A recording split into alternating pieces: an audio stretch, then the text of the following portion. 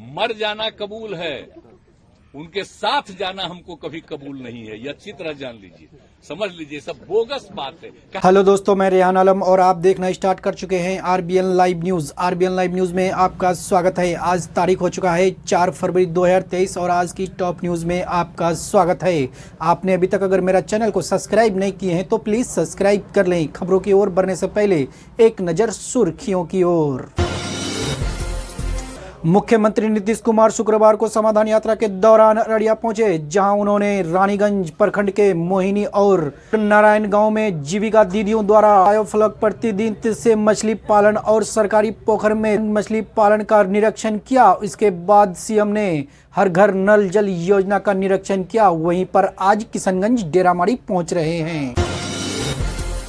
विधायक के घर में चोरी हुई तो बिहार पुलिस की फुर्ती देखिए। 24 घंटे में ढूंढ निकाले सुधाकर के जूते, नल और बल्ब। 2 अपराधी भी गिरफ्तार। चलती कार से उठने लगी आग की लपटें, वीडियो हुआ वायरल। वैशाली में जीसीपी से मिट्टी डालकर बुझाई गई आग, 5 लोगों की बचाई गई जान। एसयूवी कार जलकर खाक। नवादा का एक प्रेमी युगल 3 दिन पहले हुआ था फरार। उन्होंने कहा, मेरा भाई हम लोगों को मारना चाहते हैं। लड़की बोली, मैंने अपने मर्जी से शादी किया है, पुलिस वाले मेरे ससुराल वालों को परेशान ना करे। बिहार का पहला तैरता रेस्टोरेंट एमबी गंगा बिहार 6 साल के अंतराल के बाद अब तैयार हो चुका है। इसका उद्घाटन बिहार के उप मुख्यमंत्री श्री तेजस्वी यादव ने किया है। इस फ्लोटिंग रेस्टोरेंट के खुलने से पटना के लोग तैरते हुए खाने का लुत्फ उठा सकते हैं। वैशाली में कपड़ा सुखाने को लेकर 2 पक्षों के बीच जमकर हुई मारपीट। दोनों ओर से खूब लाठी डंडे चले। मामूली सी बात को लेकर हुआ विवाद। दोनों ओर से 8 लोग हुए घायल, जिसका इलाज चल रहा है। जदयू के नीतीश, जदयू के उपेंद्र ने अलग अलग मनाई शहीद जगदेव जयंती। प्रदेश अध्यक्ष के मना करने के बावजूद किया आयोजन। कुशवाहा बोले, अति पिछड़ा समाज को उचित हिस्सेदारी मिलनी चाहिए।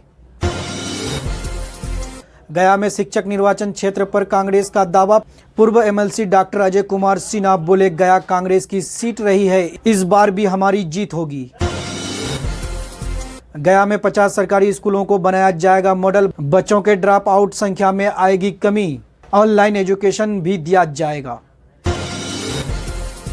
पटना में पिकअप ने 3 को कुचला, 1 की मौत, 2 लोग हुए घायल। जिसके बाद लोगों ने पिकअप का पीछा किया तो पिकअप पेड़ से टकरा गया, वहीं पर ड्राइवर को आई चोट।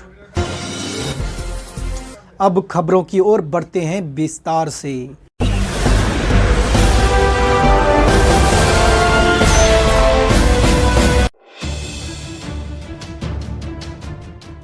बिहार में इन दिनों सियासी माहौल चिड़चिड़ा हो गया है और सबसे ज्यादा चिड़चिड़े नजर आते हैं मुख्यमंत्री नीतीश कुमार, जिन्होंने इस बार ऐलान किया है कि मरते दम तक बीजेपी के साथ नहीं जाएंगे। नीतीश कुमार ने कहा है कि मुझे मर जाना कबूल है, लेकिन बीजेपी के साथ जाना नहीं।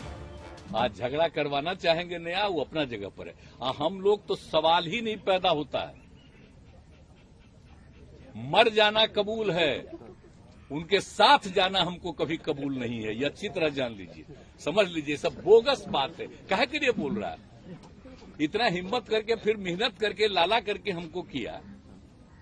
क्या क्या कर दिया था ये बिना मतलब का? इनके पिताजी पर, सब पर केस फेस करके क्या कर दिया था? अब बिना मतलब का हमको ही करके, और उसके बाद फिर जो हम लोग खत्म किए, तब फिर कुछ करने के चक्कर में है कि इन लोगों को कैसे इधर से उधर करे। नीतीश कुमार ने कहा कि हम लोग अटल जी को मानने वाले लोग हैं। उन्होंने दावा किया कि हमने बीजेपी को छोड़ दिया था, लेकिन वो जबरदस्ती पीछे पड़कर आए। 2020 में हम तो मुख्यमंत्री बनना नहीं चाहते थे, लेकिन इन्होंने जो किया सबने देखा। हम लोगों ने इन्हें कितनी इज्जत दी। मुख्यमंत्री नीतीश कुमार ने कहा कि चुनाव तो होने दीजिए, इस बार सबको पता चल जाएगा कि किसकी कितनी सीटें आती हैं।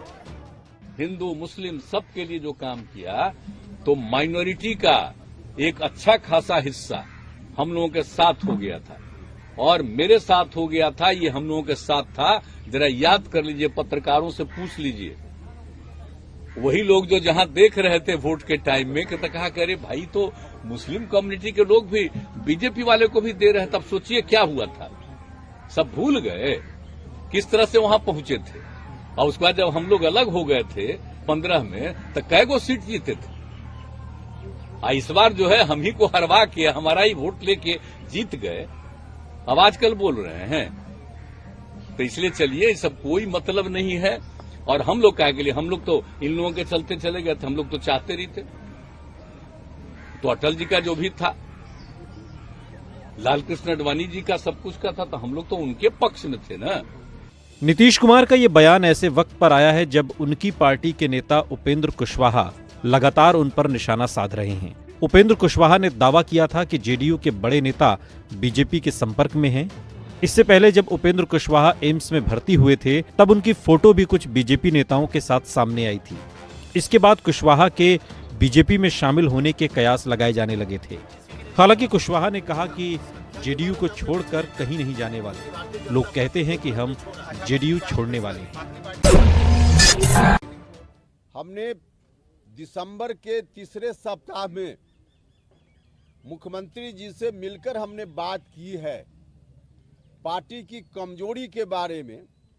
जो चुनाव परिणाम आए कुढ़न्नी सहित बाकी उपचुनाव में, उसके संदर्भ में मैंने 1-to-1 मुख्यमंत्री जी से मिलकर बात की है और हमने सारी बात उनको बताई है कि कैसे पार्टी कमजोर हुई है। तो मिलकर तो हमने बात की, लेकिन बात करते हुए हमको लगा था कि कुछ मुख्यमंत्री जी एक्शन लेंगे या कुछ करेंगे, लेकिन करने के बजाय सीधे तौर पे मुझको बड़ा दुख हुआ जब उस दिन बात करने के बाद मुख्यमंत्री जी ने कहा कि ऐसी बात आप कर रहे हैं, पार्टी कमजोर हुई है, तो इसका अर्थ है कि आप भारतीय जनता पार्टी में जाइएगा क्या? यह मुख्यमंत्री जी के शब्द थे मेरे लिए। 1-to-1 बात हो रही थी। इससे पहले बिहार के पूर्व डिप्टी सीएम और राज्यसभा सांसद सुशील कुमार मोदी ने कहा था कि अब बीजेपी किसी भी कीमत पर नीतीश कुमार के साथ समझौता नहीं करेगी। सुशील कुमार मोदी ने कहा कि प्रदेश कार्य समिति में बिहार प्रभारी विनोद तावड़े भी साफ कर चुके हैं कि नीतीश कुमार किसी भी गठबंधन के लिए अब बोझ बन चुके हैं। नीतीश में वोट ट्रांसफर कराने की क्षमता खत्म हो चुकी है। 2020 में अगर पीएम मोदी ने बिहार में प्रचार नहीं किया होता तो जेडीयू 15 सीट नहीं जीत पाती। उन्होंने कहा कि नीतीश के चले जाने से बीजेपी के लोग खुश हैं। अब सवाल यह है, क्या बिहार की राजनीति में नीतीश कुमार बिल्कुल अकेले पड़ गए हैं?